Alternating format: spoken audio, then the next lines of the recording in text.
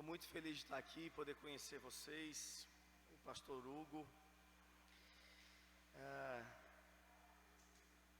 Vamos abrir nossa Bíblia no livro de Lucas, o Evangelho segundo o apóstolo Lucas.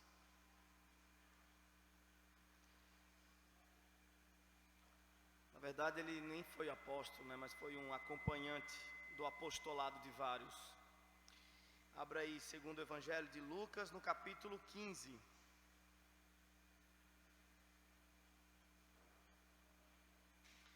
Esse capítulo 15, minha gente, de Lucas, é um capítulo muito especial. Ele é um capítulo que demonstra de forma bem clara qual a ideia central do livro de Lucas. Quando Lucas escreve o Evangelho, ele o faz com uma ênfase. E a ênfase do Evangelho de Lucas é a seguinte: é o Evangelho, a boa notícia de Deus aos pobres. Portanto, é no Evangelho de Lucas que nós vamos encontrar uma maior recorrência de cenas que compõem, que tem ali, Jesus com gente humilde, com gente pobre, com gente desprezada, com gente marginalizada. O Evangelho, segundo Lucas, é a boa notícia de Deus aos pobres. Me parece que Lucas tinha essa intenção de apresentar o Messias como sendo a resposta de Deus ao pobre, ao necessitado, ao afligido. E dentro dessa grande ênfase que nós encontramos no Evangelho de Lucas, o capítulo 15 está banhado a ouro. O capítulo 15 de Lucas nos vai trazer uma história, uma parábola que a gente conhece muito bem. A verdade é que nós temos alguns consideram três parábolas, É a parábola da ovelha perdida, vocês conhecem muito bem, todo mundo conhece, não é possível. A parábola da dracma perdida, logo em seguida, e a parábola do filho perdido. O que acontece, minha gente, é que, embora pareçam ser três histórias bem distintas, elas não são três histórias, é uma história só. Jesus as contou de uma só vez, em um único espaço de tempo. Então, se Jesus falou essas três perspectivas da mesma história de uma só vez, o interessante, para a gente alcançar a verdade desse texto, é que a gente o considere completo, sem fracioná-lo em três. E é o que a gente vai fazer nessa noite. Nós vamos falar sobre, não três parábolas, mas uma só. Nós vamos falar sobre a parábola dos perdidos, a história dos perdidos. Vamos ver o que está acontecendo no ambiente antes de Jesus trazer a história, antes de Jesus propor essa parábola. No verso 1 vai dizer assim: e aconteceu que todos os pecadores e também os coletores de impostos e pessoas de má fama estavam se reunindo para ouvir a Jesus. Entretanto, os fariseus e os mestres da lei o censuravam, murmurando: este aí saúda e se mistura a pessoas desqualificadas e ainda partilha do pão com elas. Vamos orar? Mais uma vez. Deus, nos dê graça diante da Tua palavra, diante do Teu Evangelho, Senhor. Nos auxilie, porque não estamos diante de um texto qualquer, não estamos diante de um texto meramente histórico, não estamos diante de um texto com informações técnicas apenas. Nós estamos diante da Tua palavra. Diante de um texto qualquer pessoa pode compreender facilmente se tiver as ferramentas adequadas, mas diante da tua palavra, nenhum de nós é capaz de compreender, a não ser que o Senhor faça um milagre e nos toque com teu Espírito Santo e abra os nossos ouvidos e o nosso entendimento para a compreensão da tua santa palavra. E é por esse milagre que nós rogamos nessa noite. Estamos diante da tua palavra e isso é um sinal de que o Senhor não desistiu de nós. O Senhor insiste em nos aperfeiçoar, em nos perdoar, em nos convencer dos nossos pecados, nos convencer da justiça e do juízo divino. E é por isso que rogamos, faz o teu milagre, Senhor, de nos tornar propícios à tua palavra. Faz esse milagre de nos tornar pessoas que compreendem a tua palavra. Em nome de Jesus, Senhor. Amém. Então, o texto está dizendo aqui, Lucas vai introduzir a ideia dessa parábola, dizendo que ao entorno de Jesus, se reuniam dois grupos de pessoas. Dois. No entorno imediato de Jesus, Lucas vai dizer que se reunia todos os pecadores, cobradores de impostos e gente de má fama. Essas eram as pessoas mais próximas de Jesus. Que doideira, né? É o pessoal que estava em primeiro momento circulando ali Jesus. E aí Lucas vai dizer que existe um outro grupo de pessoas que também estão à volta, os fariseus. Jesus ensina, instrui, partilha pão, faz milagres, e ao seu redor tem gente pecadora, tem gente cobradora de impostos. Quem são os cobradores de impostos? Cobradores de impostos eram considerados naquela época as pessoas mais covardes e mais frouxas da comunidade judaica. Era gente do sangue judeu, era gente deles, povo do povo, mas que não suportou viver uma vida de privação, que o Império Romano dominava sobre eles, e o domínio do Império Romano sobre o povo judeu era um domínio muito inteligente, muito inteligente. Não era como o domínio do Império Persa, lá no Antigo Testamento, do Império Babilônico. Nessa época mais primitiva, quando os grandes impérios dominavam povos menores, eles descaracterizavam esses povos menores, faziam com que esses povos menores abandonassem sua língua, sua música, seus nomes. Lembra de Sadraque, Mesaque e Abednego? Que até o nome deles foi trocado, né? Para Sadraque, Mesaque e Abednego. Então, os grandes impérios descaracterizavam os povos menores quando dominavam eles. E isso gerava nos povos que eram dominados um sentimento de muita revolta, de muita aflição, de muito lamento, de muita dor. Porque você era afastado da sua cultura, dos seus costumes, inclusive da religião. Os deuses eram derrubados, os templos eram destruídos, saqueados. Isso aconteceu com o povo de Deus no Antigo Testamento. E por conta que o povo ficava altamente angustiado por essa descaracterização da sua cultura, era recorrente os motins. Com muita frequência havia rebelião. Com muita frequência as pessoas se rebelavam contra o império que dominava. Aí o Império Romano, veja que inteligência, o Império Romano dominava por outro viés.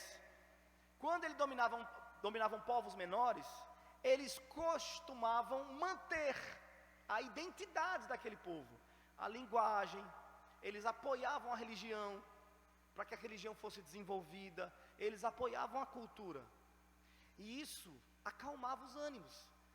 Eles eram dominados, mas não parecia tanto assim, que eles estavam sob um domínio. Isso mantinha o povo em uma calmaria, por um longo período de tempo. É claro que os abusos, em cima dos impostos, né? O roubo, o saqueamento por meio dos impostos acontecia, e isso entristecia o povo, mas o povo ainda podia entrar no templo e fazer seus sacrifícios. povo ainda podia falar sua língua, o povo ainda podia desenvolver seus costumes. E dentre essas muitas características do domínio romano sobre os povos menores, havia uma outra qualidade aí, uma outra questão. Além de tudo isso, eles ainda escolhiam pessoas de dentro do povo, para que essas pessoas trabalhassem para o Império Romano. Essas pessoas iriam receber muito bem, iam viver muito bem, e dessa forma, iriam desenvolver uma relação de confiança com o Império. E essas pessoas eram responsáveis por, estando no meio do povo, recolher os impostos, levando para os grandes centros romanos. Eles traziam não apenas os impostos, mas as notícias sobre o humor daquele povo, de modo a evitar qualquer tipo de iniciativa de rebelião. Então, os cobradores de impostos faziam amizade com Roma. Ninguém queria ser cobrador de impostos, essa é que é a verdade, porque ser cobrador de impostos significava perder os seus laços afetivos. Você não ia mais ter amigo, ninguém mais ia te olhar direito, você é um traidor da causa. O emprego foi oferecido para você, você podia ter dito não, você poderia continuar com a gente sofrendo aqui, recebendo uma miséria, sendo saqueado. Você podia continuar aqui com o nosso povo, na resistência, na força, né, na coragem. Agora você está dobrado aí para o Império Romano, recebendo dinheiro desses pagãos, e fofocando tudo lá para eles. É um baita de um frouxo. Ninguém queria ser cobrador de impostos, mas muitas vezes, não raras as vezes, era o que sobrava. Ninguém se colocava nas sandálias de um cobrador de impostos, que estava, por exemplo, em grande necessidade, querendo bancar remédios, a medicina de sua época aí, para sua mãe que está falecendo, e não encontra outra opção senão se vender, na linguagem dos seus compatriotas, se vender. Ninguém se coloca nas sandálias desse frouxo, que olha para os seus filhos e pretende dar uma criação melhor, superior, e não sabe como fazer, não naquelas circunstâncias, não vê outra saída a não ser se submeter a esse processo. Ninguém queria perguntar o porquê, eles eram taxados de frouxo. Ah, mas é porque, não quero saber.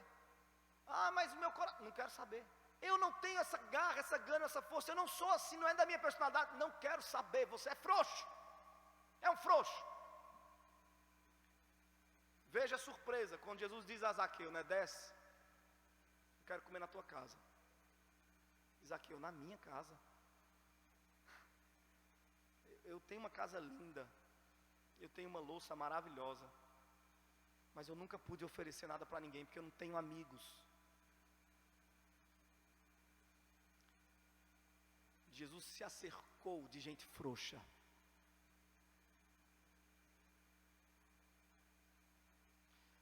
E de pecadores também, aqui o texto vai dizer, pecadores, cobradores de impostos e gente de má fama. E ao derredor, feito Satanás, estão os fariseus, dizendo, oxe, esse aí, ó, recebe pecadores. E aí o pior de tudo, no final do versículo 2, o pior de tudo, ele recebe pecadores e come com eles, partilha o pão com eles. Para o judeu não tinha nada pior do que você partir o pão, dar esmola a pecadores, usar os pobres, coitados, os miseráveis, como uma espécie de descarga, de culpa, e dar esmola para eles e tudo mais. Enfim, pregar o evangelho, ou pregar a palavra da justiça para um cobrador de impostos, para um pecador, era algo que todo mundo fazia, porque isso ajudava inclusive na construção da imagem de santarrão, na imagem de bom moço dos fariseus.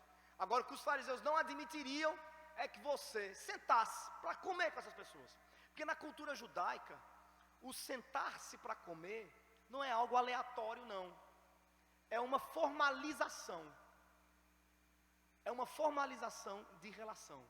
Sentar para comer é admitir o outro na sua existência e partilhar a sua vida para o outro também. Sentar para comer é uma coisa, gente, não era só para matar fome, não. Não à toa, o nosso Jesus judeu estabelece como um dos sacramentos da sua santa igreja sentar-se para comer. O pão e o vinho, a partilha da comida. Na cultura judaica isso é da mais solene importância. E Jesus, na visão dos fariseus, estava banalizando essa solenidade. Se for para comer junto, é para comer junto de gente boa, junto de gente ok, padrãozinho. Não vamos comer junto, porque aqui eu não vou solenizar uma relação com gente sem futuro. Não vou solenizar uma relação com gente pecador, com gente de quinta categoria, com gente que eu não chamaria de irmão. Não, isso aqui é um absurdo. Então, os fariseus, olha, você recebe pecadores. E, para piorar, come com eles. Quando Jesus ouve esse burburinho é a chave que abre a parábola.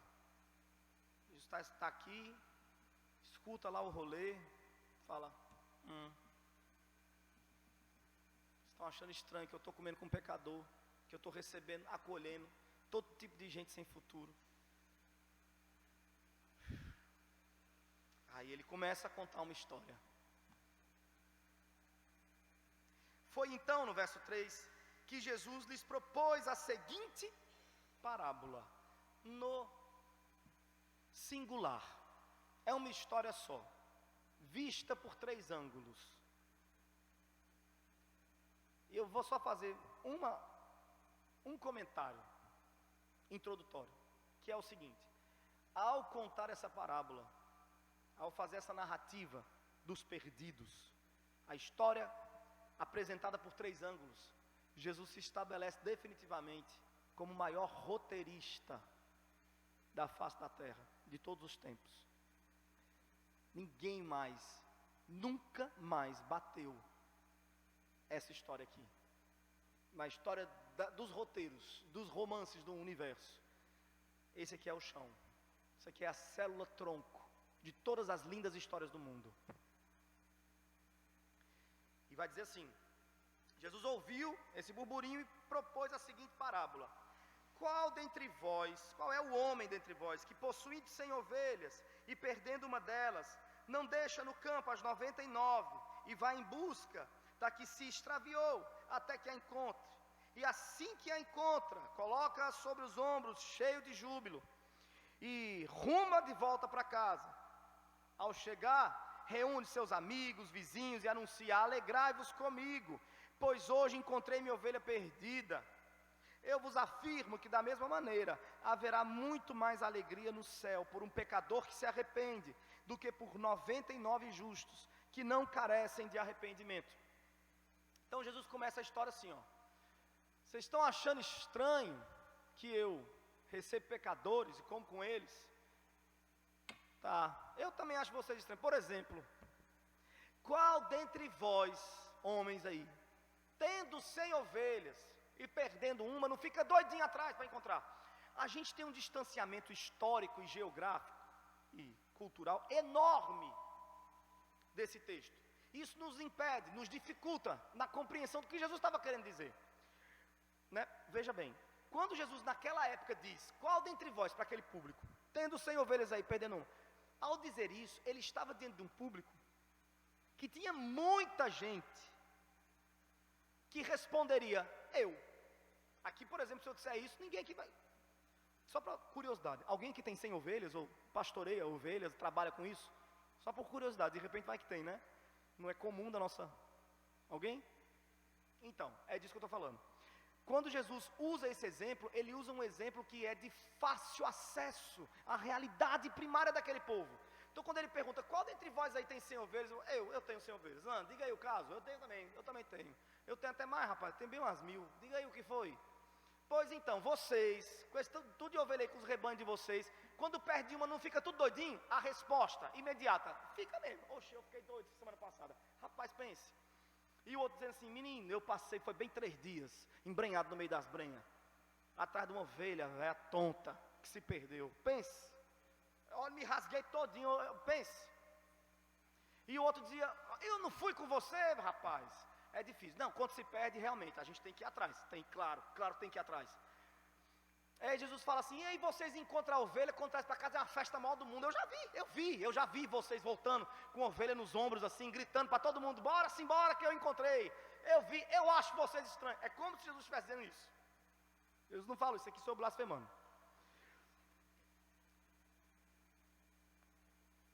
Veja, como eu falei, o distanciamento nos impede. Deixa eu tentar adaptar para uma realidade que talvez vocês conheçam melhor. Qual dentre vós, aqui nessa noite, tendo comprado um iPhone de última marca, ainda com parcelas para pagar, despistado arrumando a casa e ouvindo música, tendo deixado cair dentro de um balde de água suja, não fica desesperado, pega o celular rapidamente, corre atrás de um pote de arroz, soca lá, e passa 72 horas pedindo a Deus que aquele celular volte a funcionar. E havendo passado as 72 horas, ao tirar o celular e ligar, percebendo que ele está bem, que ele está funcionando, não fica feliz da vida, gritando para os vizinhos, chama a família toda para se alegrar. Se alegrem comigo porque meu celular, meu Deus do céu, olha, foi perdido. Eu dei por perdido, mas consegui, deu tudo certo. Qual dentre vós? Agora vocês estão entendendo, né? Ovelha para aquele povo era monetário, era uma questão monetária. Era uma questão de rendimento. A gente olha para essa parábola de forma tão romântica, que parece que Jesus está dizendo assim, o pastor ele tem um afeto pela sua ovelha. Não, é dinheiro que se perdeu. E ele vai atrás, para não perder o dinheiro dele. Não tem, isso aqui não é afeto. Isso aqui é investimento. Jesus está dizendo, vocês acham estranho que eu receba pecadores, que eu receba ser humano, que eu cuide de gente? Eu acho vocês estranhos.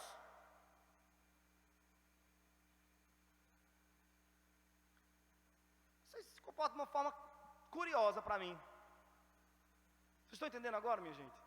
E aí ele termina essa primeira narrativa dizendo, eu digo a vocês que lá no céu a gente se alegra por outras coisas. Lá no céu, o que dá alegria no céu não é rendimento, não.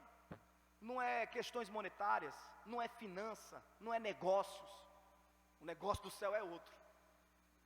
O que gera alegria no céu é um pecador que se arrepende. Isso promove muito mais júbilo do que 99 que não precisam de arrependimento. Muito curiosa essa última frase dessa narrativa. 99 que não precisam de arrependimento. Quem são as 99 que não precisam de arrependimento, gente? Algumas sugestões, talvez você possa dizer, são judeus, né? Tentando trazer a parábola para uma compreensão mais, identificando os seus símbolos, né?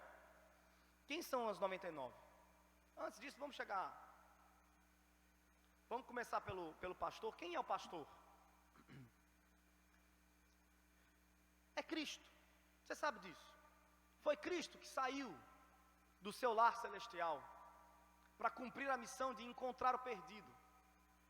Cristo é esse pastor obstinado em encontrar a sua ovelha. O negócio de Cristo é gente.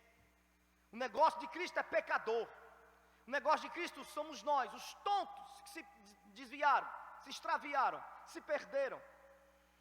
E Cristo é esse pastor obstinado que desceu do seu aprisco e veio até nós, rompendo mato nos peitos, desceu vala, subiu morro, sujou-se, permitiu ser ferido, afligido, morreu, mas não desistiu, enquanto não retornou para o lar com a sua ovelha perdida em seus ombros fartos. A saber, quem é a sua ovelha perdida? É o seu povo. A sua ovelha é a sua igreja. A sua ovelha são os povos de toda tribo, língua, povo, raça e nação, para os quais ele se deu, os quais ele foi buscar obstinadamente e retornou, missão cumprida. Quem são os 99 que não precisam de arrependimento? Os judeus Definitivamente não, né, gente? Porque eu acho que eles precisam de arrependimento. Ou não precisam? Quem são os 99 que não precisam de arrependimento? Alguém poderia sugerir. Quem está do lado de fora da igreja? Não. Quem está do lado de fora da igreja precisa de arrependimento. Quem está do lado de dentro da igreja? A igreja, desculpe. 99 que não precisam de arrependimento? Definitivamente não. Hoje mesmo aqui no culto, nós tivemos um momento específico para o quebrantamento e o arrependimento dos pecados. Porque nós definitivamente não somos os 99 que não precisam de arrependimento. Nós somos a ovelha perdida que foi achada e que se arrepende por seu extravio. Eu vou me colocar ao lado dos intérpretes clássicos desse texto, a maioria dos quais vai apontar para as 99 que não precisam de arrependimento como sendo os anjos celestiais do aprisco, de onde Jesus veio. Jesus veio do seu aprisco e voltou para lá. E lá tem gente que não precisa de arrependimento. Gente não, tem seres celestiais que não precisam de arrependimento. E a gente retorna para cá no término da segunda contação da mesma história. Segura. Jesus vai continuar no verso seguinte, verso 8. Ou ainda, então, continuando, ou ainda, veja, a narrativa da mesma história por outro ângulo. Qual é a mulher que, possuindo 10 dracmas e perdendo uma delas, não acende uma candeia, varre a casa e a procura diligentemente até encontrá-la, e tendo-a achado, reúne suas amigas e vizinhas e proclama: alegrai-vos comigo, porque agora achei a minha dracma perdida. Veja o verso 10. Eu vos asseguro que de igual modo há grande júbilo na presença de quem, gente? De quem? Dos anjos de Deus, por um pecador que se arrepende. Então, quando a história é reelaborada, os anjos vão aparecer de forma mais clara do que na primeira contação. Mas vamos aqui comentar essa segunda contação da mesma história, né? Aí Jesus olha assim, pegou os homens tudo de supetão, e as mulheres estão do lado ali assim, ó. É isso mesmo, um bando de besta, correndo atrás de ovelha, nunca vi. Meu marido é peso. Tudo elas ali conversando, achando, né? Falando, muito bem, Jesus. Dá ali mesmo, que é tudo um bando de besta também, atrás de ovelha, nunca vi. Ou um negócio sem futuro. E aí Jesus fala assim, sim, queria até falar com vocês também. Aí Jesus vai voltar para as mulheres. Tem que fazer alguns comentários aqui. Jesus vai dizer, qual é a mulher? Mais uma vez, o que ele vai trazer aqui é uma realidade vivida de forma muito rotineira, comum, por todas elas ali.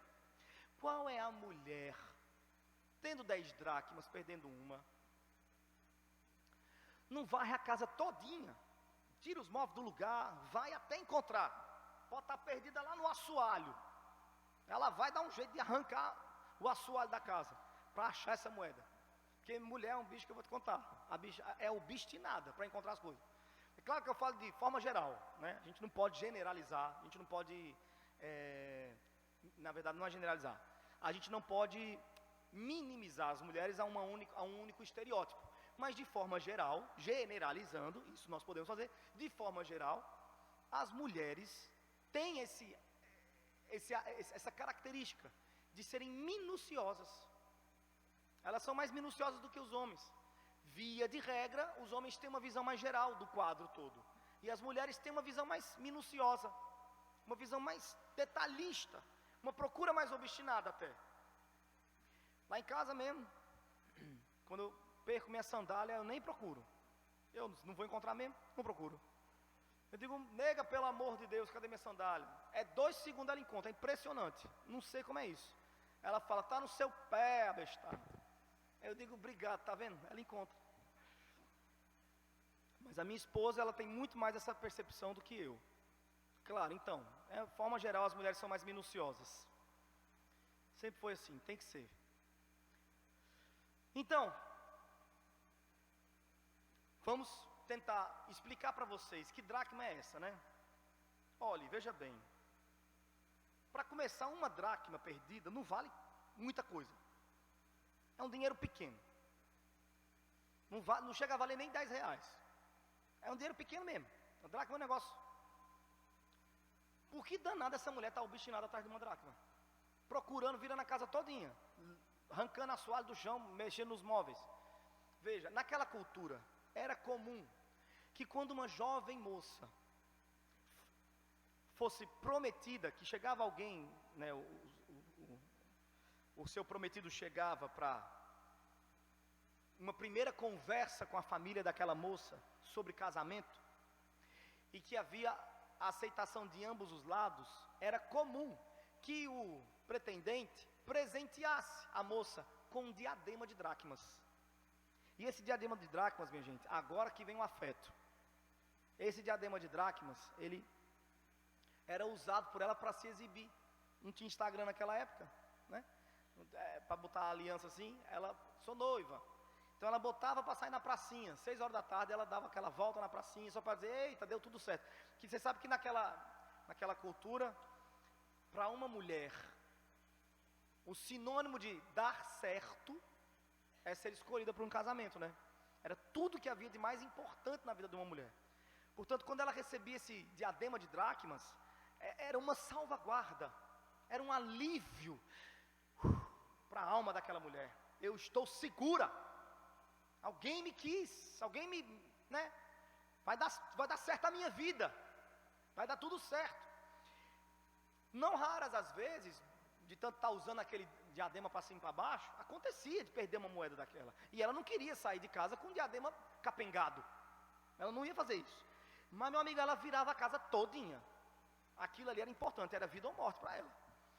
Para qualquer pessoa podia olhar e dizer assim, minha filha é uma dracma, velha besta. Não, vou encontrar meu diadema. É minha segurança aqui. Vou encontrar. E ela buscava ali. E essa dracma, minha gente, só teria o seu valor restituído se devolvida ao diadema. E digo mais, essa dracma sozinha valia pouco. Mas no diadema, quem poderia mensurar o valor daquilo? Uma dracma valia pouco. Enterrada, perdida no meio dos buracos, valia nada. Você pode ter uma barra de ouro. Se ela estiver enterrada aqui, ela não vale nada, ela não existe. Ninguém está vendo ela. Para essa barra de ouro ter algum valor, eu preciso desenterrar ela e restituir ela para o lugar de evidência. Devolver ela para o lugar dela. Ali ela está morta, não vale nada, é escuro. Não tem, tudo que está abaixo de nós não tem valor até ser descoberto. Foi descoberto, o valor chega, porque o valor é aplicado na devolução para a existência. Vocês estão me entendendo? É importante esses comentários.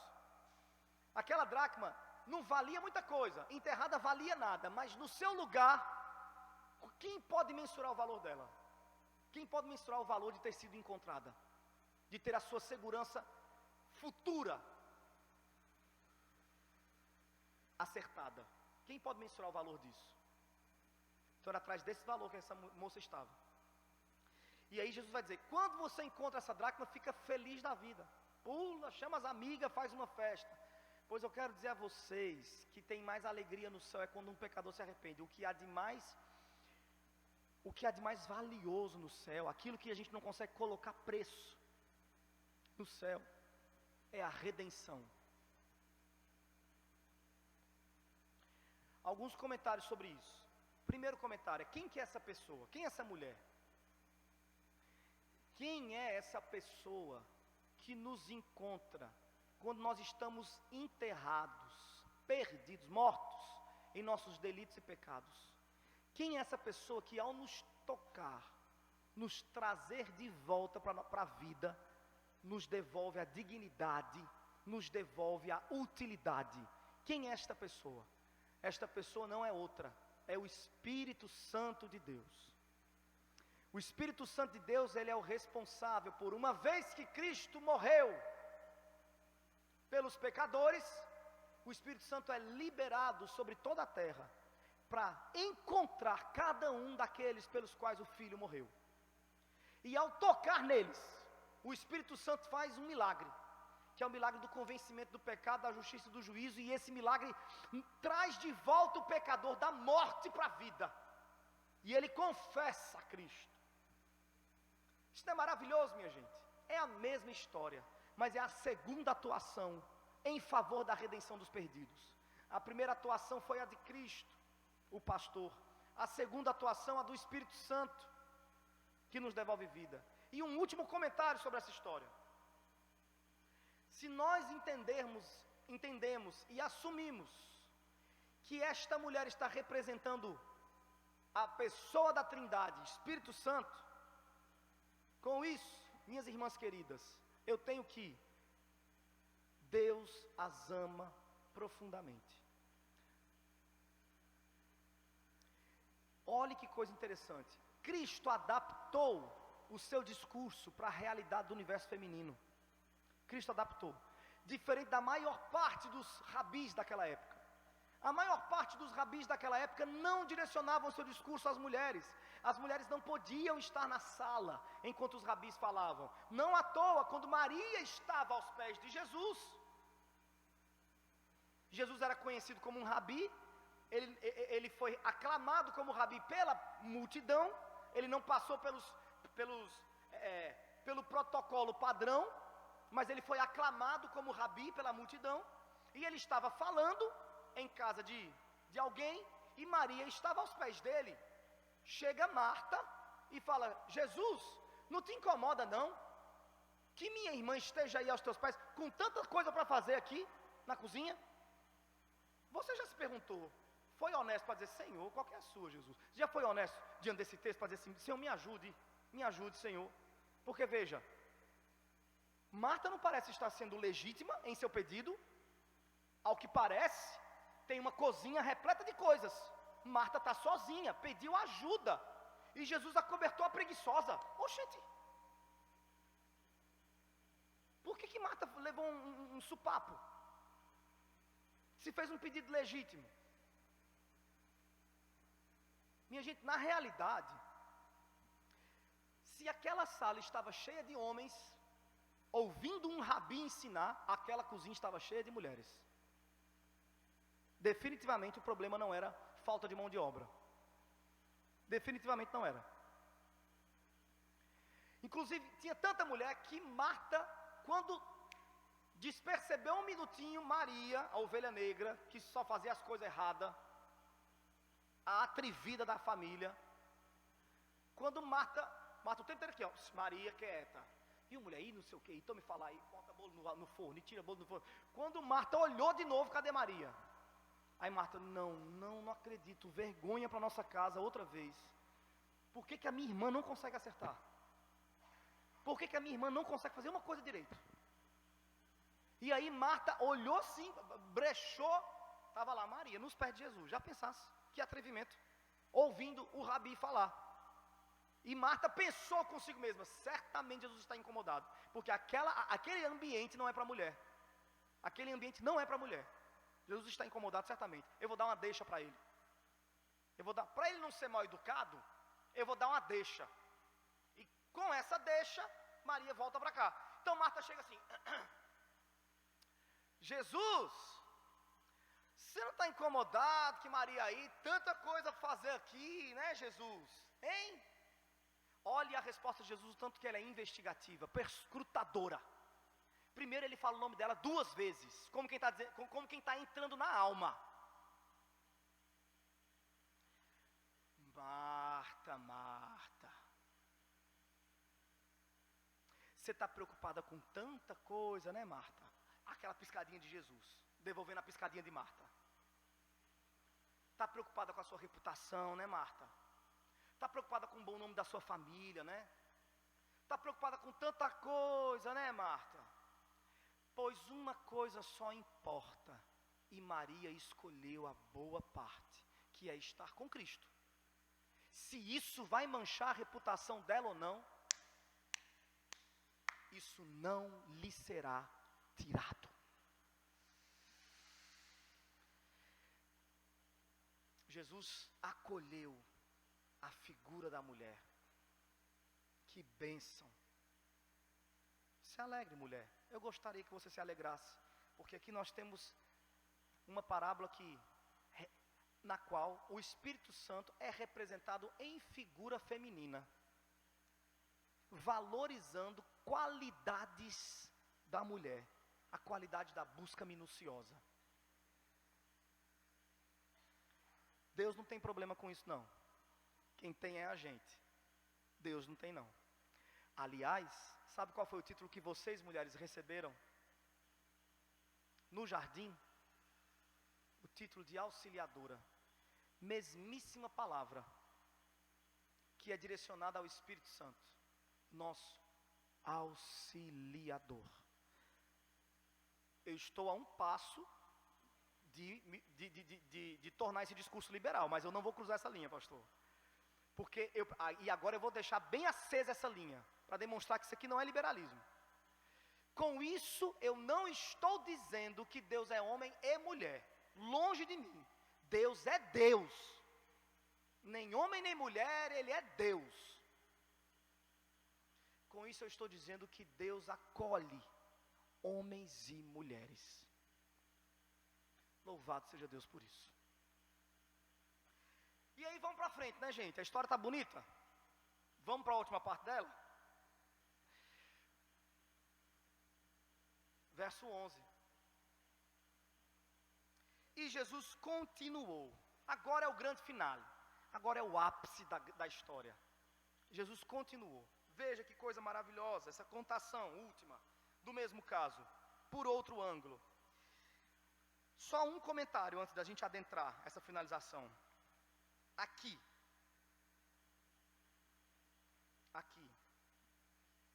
está o roteiro mais valioso da história do mundo. Aquilo que eu comentei no começo, vou reforçar.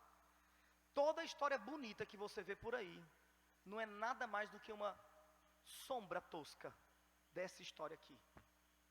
Tudo que já te emocionou em Hollywood, nos livros de romance, não passam de sombras dessa história magnânima do universo, que é a história do filho pródigo. Que roteiro, quantas reviravoltas, quanto drama, quanto suspense, quanto perdão. E, veja que interessante, essa grandiosa história, que faz sombra em todas as outras, é a nossa história. Ou reformulando de maneira mais teocêntrica, é a história de Deus em busca do seu povo. E Jesus continuou. Um homem tinha 2 filhos. O mais novo reivindicou do seu pai: pai, dá-me a parte da herança que tenho direito. Veja, imagine comigo, por favor, desperte sua capacidade imaginativa. Imagine comigo, o público de Jesus adiante dele, Jesus de pé, eles estão sentados para ouvir essa grande história. Jesus fala: agora senta aí que eu vou terminar.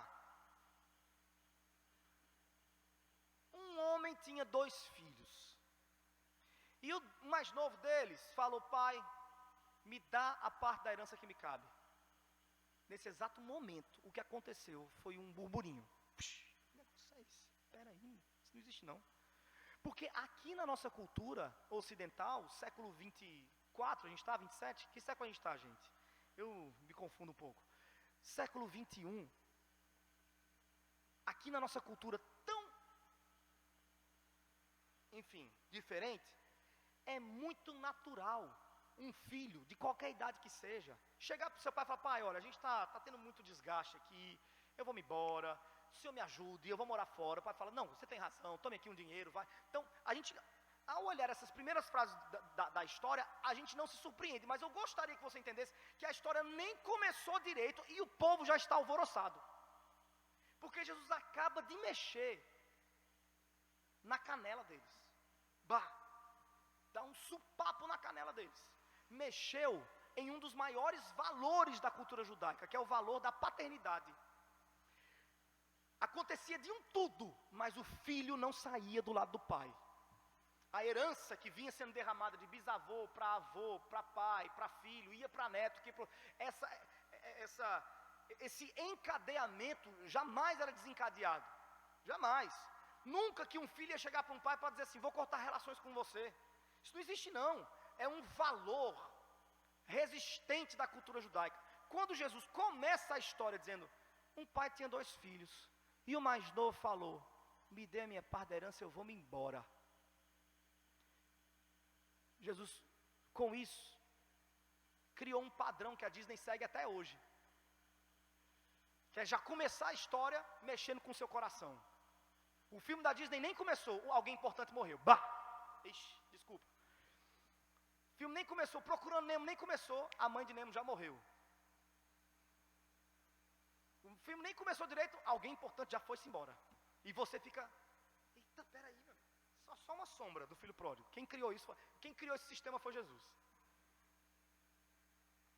E aí, mas eles ainda estão no chão. Estão dizendo, peraí, isso é um absurdo. O pai não vai deixar um negócio desse. O pai não vai permitir. Aí Jesus continua. E consentindo, o pai repartiu sua propriedade entre eles. E o povo falou assim, não, isso não existe. Que história é essa? Onde é que essa história vai acabar? Esse menino, pelo amor de Deus. Esse menino, pelo amor de Deus. Vamos lá. Aí Jesus continua. Não se passou muito tempo e o filho mais novo reuniu tudo o que tinha e partiu para terras distantes. E lá esbanjou todos os seus bens, vivendo de forma irresponsável. Nesse exato momento a pancada foi no rim. Bah! Mais uma vez, a distância histórica, social, não nos permite identificar o choque que foi essa parte da história. Mas para o povo, teve gente agora até ficando de joelho. Não. Se ajeitando assim no chão. Espera aí, meu amigo. O quê? Ele pegou os bens que o pai deu para ele. Diga-se de passagem, esses bens é o resultado do trabalho suado do pai, do trabalho suado do vô, do trabalho suado do bisavô. Ele pegou a parte da herança dele e ao invés de... Tudo bem, sim, errou pra caramba. Pegou a herança na hora errada, rompeu com o pai, beleza. Mas ao invés de pegar esses bens todos e investir na terra santa, investir no nosso povo, colocar esse dinheiro para render aqui, na nossa pátria, esse camarada teve coragem de romper com a nossa terra. Ele rompeu a pátria. Primeiro ele rompe com o pai, depois ele rompe com a pátria. É no rim, meu amigo, é pum. Foi-se embora, e digo mais, o dinheiro todinho foi despejado assim, ó, irresponsavelmente. Viveu como se não houvesse amanhã. E o povo, até hoje o povo judeu tem essa fama de ser um povo patriota ao extremo e de ter um investimento, né, ali, na sua família, na sua terra. Se isso é assim hoje, no mundo globalizado, se essa fama chegou hoje, imagine como era nos tempos raízes. Vocês estão entendendo? Deu nos rins. E a história vai piorar. Os camaradas estão odiando esse rapaz. Mas eles estão, o sangue nos olhos está aparecendo. Está começando a aparecer o sangue nos olhos. Mas vai piorar. Impressionante a forma como Jesus pega esse rapaz, esse personagem, e o joga na pior das circunstâncias, e o transforma no ser mais asqueroso para um judeu. É a pessoa que definitivamente o judeu não cruzaria a mesma calçada. Certamente cuspiria no rosto dele. De tão asqueroso que esse ser humano é. Jesus o pintou assim. Veja como ele vai ficar pior. Coincidentemente, no verso 14, após haver gasto tudo o que possuía, abateu-se sobre toda aquela região uma grande fome, e ele começou a passar muita necessidade. Essa é a hora que as pessoas começam a respirar aliviadas, ouvindo Jesus falar, finalmente, eu pensei que esse camarada não ia receber o que ele merece. Ah, graças a Deus, a história terminou, ele está passando necessidade. Muito bom, obrigado Jesus por essa história. E que fique a lição, crianças, nunca façam nada errado. Não rompam com seus pais, nem com a pátria. Olha qual que é o final dessas pessoas. O final é esse mesmo, e não tem outro não, viu? E aí, quando eles estão prestes a se comportar dessa forma que eu estou aqui fazendo, Jesus fala, gente, só um minuto, eu não terminei não. Esse não é o fim da história desse rapaz. Não. Aí alguém ainda comenta assim, que bom que não é o fim, eu queria mesmo que ele morresse. Para mim o fim é quando ele vai morrer. E eu quero que seja uma morte bem violenta. Eu vou esperar. Diga aí, qual é o restante da história? Diga. E Jesus vai continuar dizendo: passou muita necessidade, e por esse motivo foi empregar-se. Se prepare, minha gente, porque essa é a hora que todo mundo vai levantar. Foi empregar-se com um dos cidadãos daquela região, que o mandou para o campo a fim de cuidar de porcos. Essa hora aqui é para... Não. Aí não. Aí já é demais. Todo mundo, peraí, meu amigo. Primeiro ele rompe com o valor da paternidade. Depois ele rompe com o valor da pátria. E agora ele vai romper com a Torá. Porque os porcos eram animais imundos dentro da cultura judaica e das instruções mosaicas.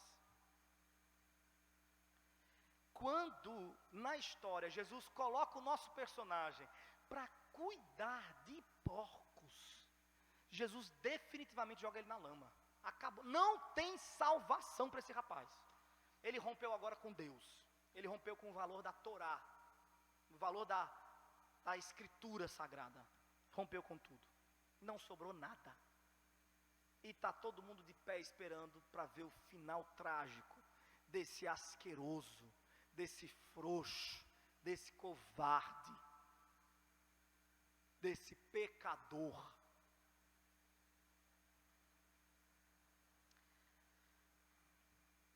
Ali, ele chegou a ter vontade de encher o estômago com as vagens de alfarrobeira, com as quais os porcos eram alimentados. Veja que coisa absurda para um judeu ouvir.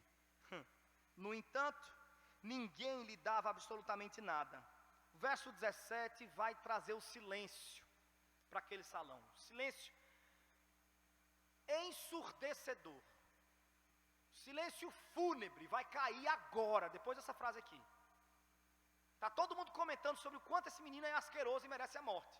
E ouvindo e comentando. E Jesus vai dizer assim: foi aí então que ele caiu em si. E caindo em si, falou consigo mesmo: quantos empregados de meu pai têm comida com fartura e eu aqui morrendo de fome? Levantar-me-ei, tomarei o caminho de volta para o meu pai, e ao chegar lhe confessarei: Pai, pequei contra o céu e contra ti, não sou mais digno de ser chamado teu filho, trata-me como um dos teus trabalhadores. E logo em seguida levantou-se e saiu. Aí o povo está aqui assim: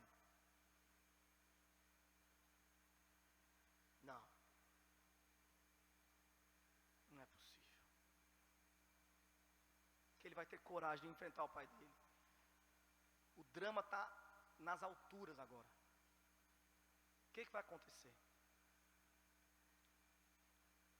Nenhum deles imaginou esse final que está por vir. Nenhum deles. Eles imaginaram um monte de finais, mas em nenhum deles o garoto saía vivo. Em nenhum desses finais. Sobretudo pelo cinismo. Levantar-me-ei, vou lá dizer, o discurso ensaiado: Pai, pequei contra o céu e contra ti, já não sou digno mais de ser chamado seu filho, me trato como um de seus empregados. É um detalhe importante sobre a personalidade desse rapaz, que a gente não costuma lembrar, mas está muito claro no texto. Quando a gente vai cantar sobre o filho pródigo, ou falar, via de regra, a gente pensa que esse é o momento que ele tem saudade de casa, ele tem saudade do pai. Gente, segundo o texto, ele não tem nem saudade de casa, nem saudade do pai, ele tem fome. Ele tem fome. Até o que o leva ao seu pai é um caminho torto. Por quê? E agora eu vou trazer para a nossa realidade de redenção, né? De claras luzes. Por quê? A salvação da gente não depende de nós. Porque até o nosso caminho que traçamos até ele é um caminho torto. Nós somos salvos porque ele é misericordioso e desconsidera. Em Cristo, desconsidera as torturas, as tortuosidades, os desníveis, os flagelos das nossas motivações. O camarada faz tudo errado e além de fazer coisas erradas, a sua motivação é também um equívoco. Sua motivação é fome. Veja que cinismo. Você pensa que foi não sei o que lá que te trouxe até aqui. Você pensa que você veio porque um dia você não sei o que lá, não sei o que lá. Você veio porque Deus lhe trouxe. É isso. Você veio porque você tinha que vir. Você veio porque Deus lhe desejou. E Ele traçou um caminho que envolveu Pai, Filho e Espírito Santo para lhe trazer. Do lado de cá, você pensa que veio porque estava doente. Veio porque a família estava acabando. Você veio porque Deus lhe quis. Não por um mérito seu. Porque até as formulações da nossa mente, quando nós estamos indo diante de Deus, elas estão corrompidas pelo pecado. Nossas motivações, nossas melhores obras são trapo de imundícia. O momento mais glorioso do rapaz foi esse momento que ele cai em si. Mas veja, trapo de imundícia. Melhor obra dele, a história todinha, foi cair em si e voltar para a casa do pai. Trapo de imundícia. Cinismo, fome, só fome. Mas vamos voltar para a história. Está todo mundo estatelado, absorto, vidrado. O sangue nos olhos já cobriu os olhos todos. Os dentes estão trincados. Ninguém se atreve sequer a respirar alto, para não perder um só detalhe desse final. Porque não é possível que uma pessoa tão asquerosa como essa não receba o que nós julgamos ser o ideal para ela. A morte mais cruel de todas. O abandono do pai. Uma grande lição, um tapa na cara do seu pai. Eles imaginaram um monte de coisa. O pai chamando os servos para amarrar o rapaz num tronco. Uma passeata da vergonha pelas ruas da cidade. Eles imaginaram tudo. Eles só não imaginaram isso daqui.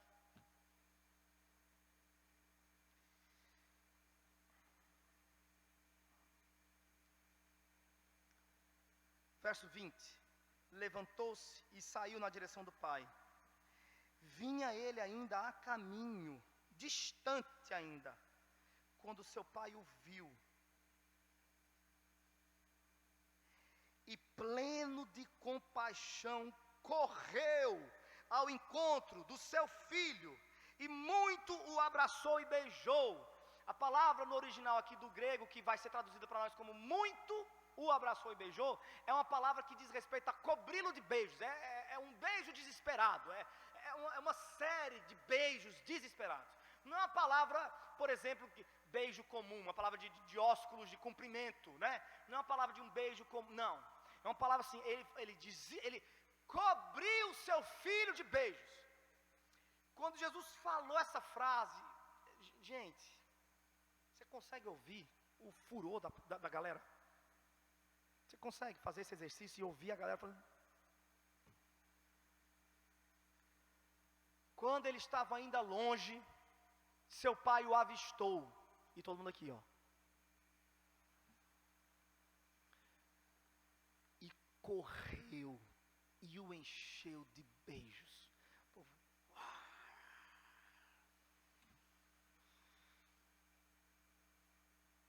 O encheu de beijos, cheio de compaixão.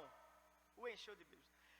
Colocar esta pessoa, do pai, cabelos brancos, um senhor de idade, na condição de correr, é humilhante demais.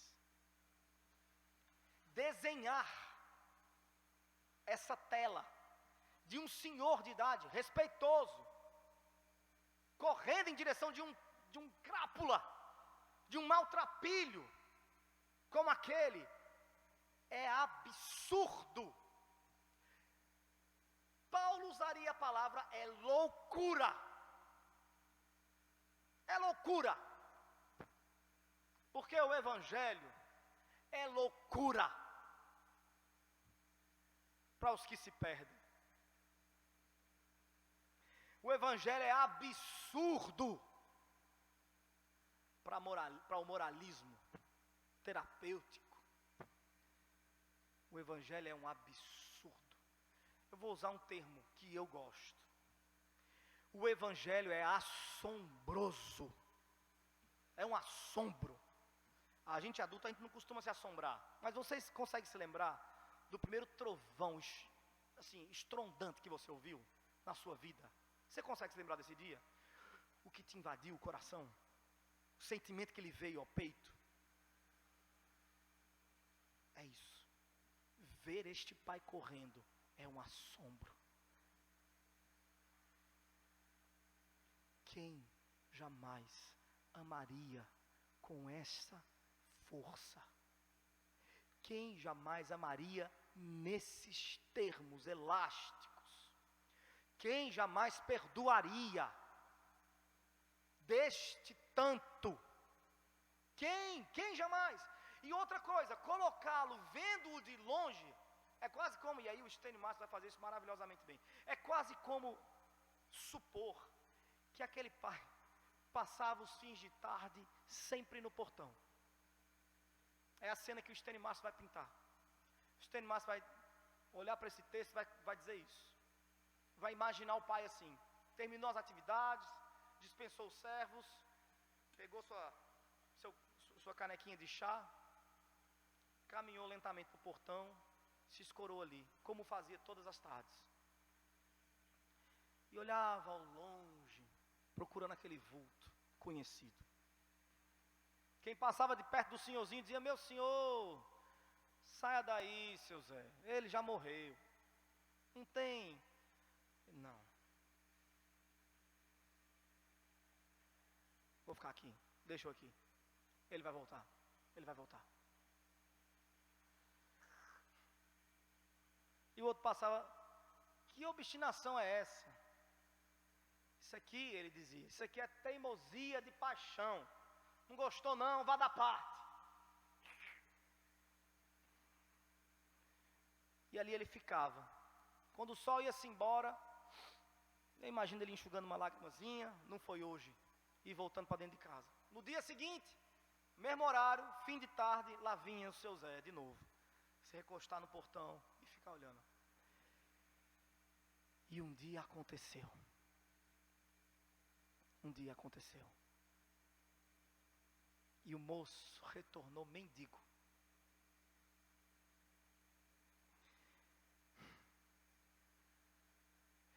E o pai depressa correu. Imagine jogando a xícara para um lado. Meu Deus do céu, essa cena. É porque não aconteceu de fato, né? Mas eu gostaria de vê-la. O que me tranquiliza é saber que, curiosamente, eu verei essa cena um dia.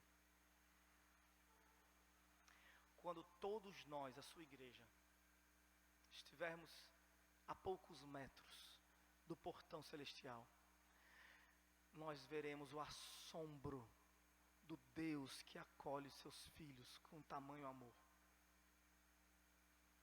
correndo ao nosso encontro, mesmo sendo Ele quem Ele é, Deus.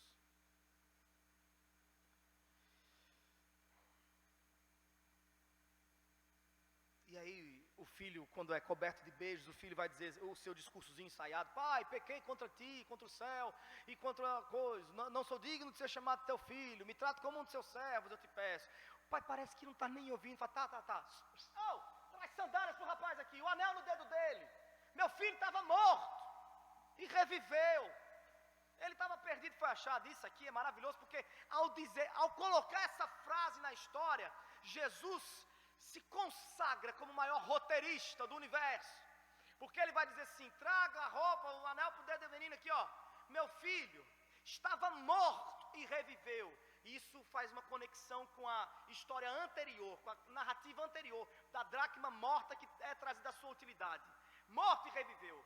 Meu filho estava perdido e foi achado. E faz uma conexão com a ovelha perdida que foi encontrada. E ele amarra de laço. Fala isso.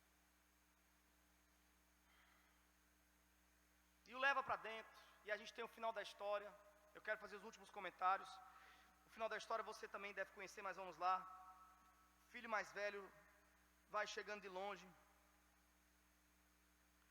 Verso 25, ele estava no campo. Quando foi se aproximando da casa de seu pai, ouviu o som da música e das danças. Então chamou um dos seus servos e indagou-lhe sobre o que estava acontecendo. E este informou: teu irmão regressou. Teu pai mandou matar o novilho gordo, porque o recebeu de volta, são e salvo. Mas o filho mais velho encheu-se de ira e negou-se a entrar. Então o pai saiu e insistiu com ele. Porém ele replicou ao pai: há tantos anos tenho trabalhado como um escravo para ti, sem nunca ter desobedecido a uma só ordem tua. Contudo, tu nunca me ofereceste nem ao menos um cabrito para que eu pudesse festejar com meus amigos. No entanto, chegando em casa, esse teu filho, não é meu irmão, é teu filho, que pôs fora os teus bens com prostitutas, tu ordenastes matar o novilho gordo para ele. Como era fácil para os ouvintes da história ali se colocarem nesse lugar. Então, lhe perguntou o pai: meu filho, ou, enfim, dialogou o pai ali, arrazoou: meu filho, tu sempre estás comigo, tudo que eu possuo é igualmente teu. Porém, nós tínhamos que celebrar muito a volta deste teu irmão, e regozijamo-nos, porque ele estava morto e reviveu, estava sem esperança, perdido, e foi salvo. A história termina aqui, e a gente não sabe se o irmão mais velho entrou ou não, porque isso era uma decisão que os ouvintes iam tomar.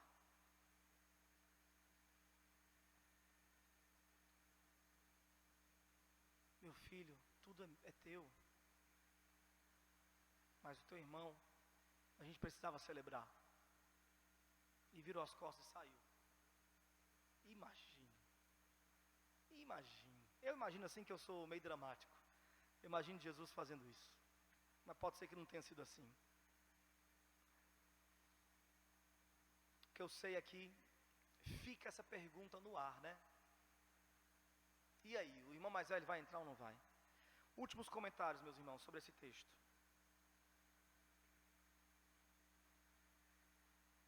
Quero lhe pedir que você faça alguns exercícios. Primeiro deles, coloque-se no lugar desse filho, dessa moeda perdida, dessa ovelha, e se lembre que para que você chegasse até aqui hoje e tivesse essa Bíblia na sua mão aberta hoje, estivesse na comunhão dos santos, cantando canções para o Senhor, para que você chegasse até aqui, a obra da redenção contou com um enorme sacrifício do pastor, de Cristo Jesus, que obstinadamente saiu do seu aprisco e veio até a nossa realidade, e estando aqui, permitiu-se ser flagelado, nos buscou. Ao retornar, ele não desistiu, enquanto não retornou com a couraça de sumo sacerdote, com os nossos nomes escritos nela, voltou com a sua ovelha repousando em seus ombros fartos. Para que você chegasse até aqui, não se esqueça, o Espírito Santo lhe tocou. O Espírito Santo que foi derramado sobre a terra, lhe convenceu do seu pecado, e aí você caiu em si. E caindo em si, embora ainda com poucas luzes, porque novo ressuscitado, você chegou até aqui, pelas motivações até meio equivocadas às vezes, mas você veio, e o Pai tem lhe acolhido em sua mesa. Senão, o que é isso? O vinho que nós partilhamos mensalmente, o pão que a gente reparte mensalmente, senão o Pai demonstrando vislumbres da celebração festiva que teremos no último dia. Coloque-se nesse lugar e dê graças a Deus pela redenção promovida pela Santíssima Trindade. Dê graças a Deus, agradeça pela redenção. Faça um outro exercício. Se coloque no lugar desse pastor. Se coloque no lugar dessa mulher buscando a dracma. Se coloque no lugar desse pai misericordioso. E comece a se lembrar de quantos perdidos estão para diante de nós. Gente asquerosa, que rompeu com os nossos valores, que rompeu com aquilo que a gente acha mais sagrado. Gente que a gente não convidaria para tomar um cafezinho na nossa casa. o outro, o completamente outro, o estranho, o bárbaro, que você cospe na rua que ele pisa, você desdenha da vida dele, você deseja um apocalipse, você deseja que o chão se abra e ele seja engolido.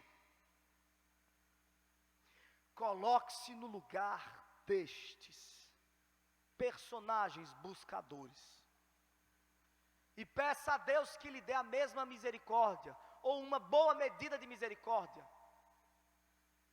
a mesma misericórdia com a qual ele te recebeu, sendo você tão asqueroso, completamente outro diante de Deus, tendo você quebrado todos os valores dele, tendo você prejudicado é uma palavra que não pode ser aplicada a Deus, ele não é prejudicado de forma nenhuma, mas tendo você virado as costas para todo o padrão da sua justiça, ainda assim ele lhe buscou e lhe recebeu com grande misericórdia e graça.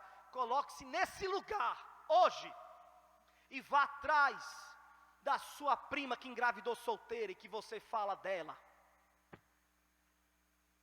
Vá atrás do seu sobrinho afeminado, que você não fala outra coisa para ele a não ser conserta essa mão, fica direito, que vergonha.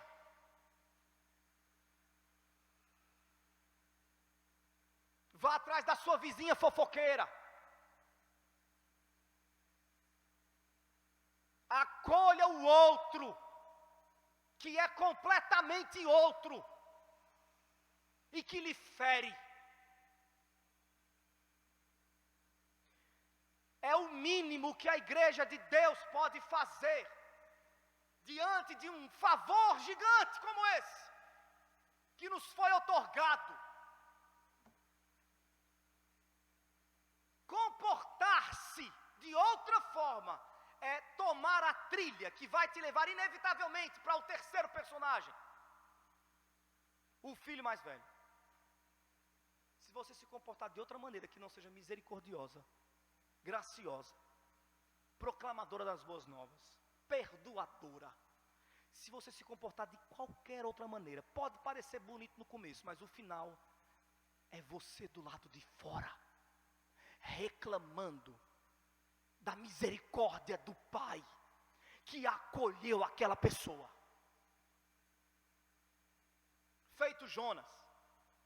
Vocês sabem a história de Jonas, né, gente? Não vou estar pregando de Jonas aqui, mas lembre-se, vá lá pregar em Nínive. Eu vou nada, gentil, povo completamente outro. Não.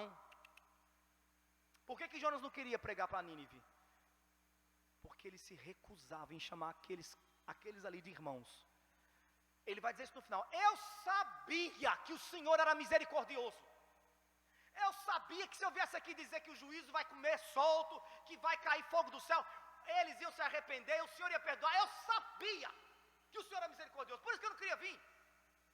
Agora, olha que situação, vou ter que chamar esse povo asqueroso de irmão.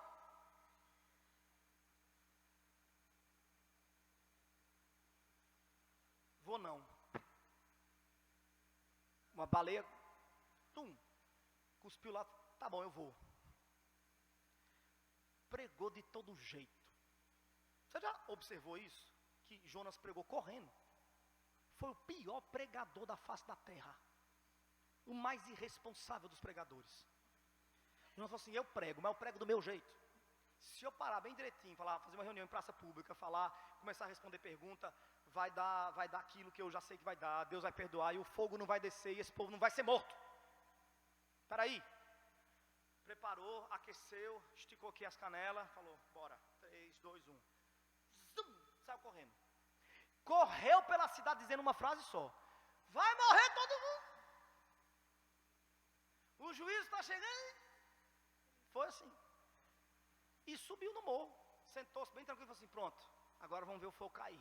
A minha parte eu fiz, faz a sua agora, Deus. Aí Deus, deixa comigo, eu faço. E perdoou.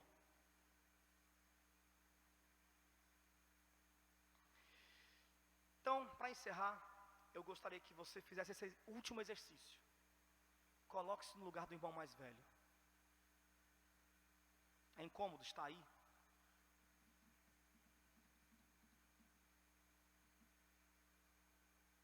Pois pergunte a Deus se você não tem estado aí por tempo demais, reclamando com Deus pela extensão de sua misericórdia e pela sua obstinação para com o perdido. Que Deus nos abençoe. Que Deus nos dê a graça de estendermos a sua graça e a sua misericórdia, acolhendo outros como nós fomos acolhidos. Que seja sim, para a glória de Deus, para a alegria da igreja e para a satisfação eterna dos nossos corações. Em nome de Jesus. Amém. Cantar uma canção enquanto vocês pensam sobre tudo isso.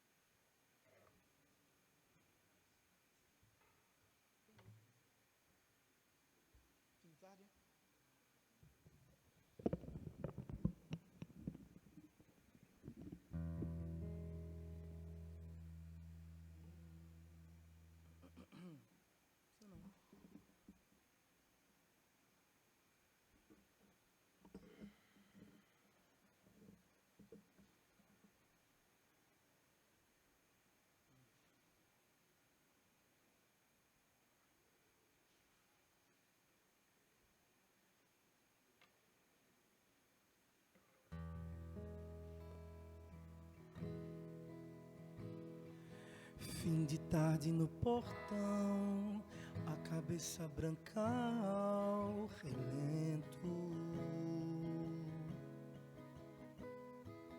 Teimosia de paixão faz das cinzas renascer alento. Na estrada o seu olhar, procurando um vulto conhecido. Espera um dia abraçar quem diziam já estar perdido.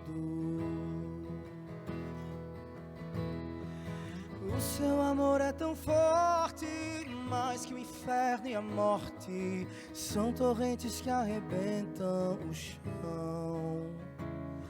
Mais fácil secar os mares e arrancar estrelantares que arrancar o amor do seu coração. Fim de tarde se debruça no portão. Laraiá, larararaiá,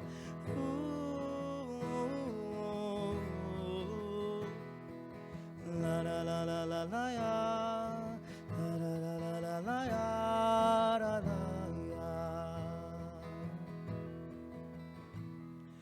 Mas um dia aconteceu e o moço retornou mendigo. E o pai depressa correu e abraçou seu filho tão querido. Tragam roupas e um anel, calcem logo os seus pés, milagre. Vinho do melhor tonel, tanta alegria em mim não cabe.